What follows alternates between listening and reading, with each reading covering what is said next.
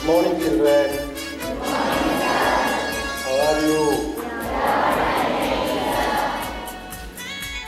In India, Sanskrit language, north side and in Andhra Pradesh also. Good morning to one and all, respected teachers and all my loving brothers and sisters. Today we are here to deliver few sentences from Sanskrit in Bhasha Sangam. In English we say hello. In Hindi we say namaskar. In Sanskrit we say namo namaha. In English we ask what is your name. In Hindi we ask आपका नाम क्या है? In Sanskrit we ask bhavatyah naam kim. In English we reply my name is Lahrika. In Hindi we reply मेरा नाम लिखित है. In Sanskrit we reply mama naam sahiti asti. In English we ask how are you.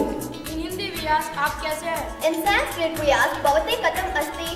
In English we reply I am fine. In Hindi we reply मैं ठीक हूँ. In Sanskrit we reply aham pushkini asmi. Speak after the language Sanskrit is spoken. Namo namaha. Namo namaha. Bhavatyah naam kim. Mama naam sahiti asti.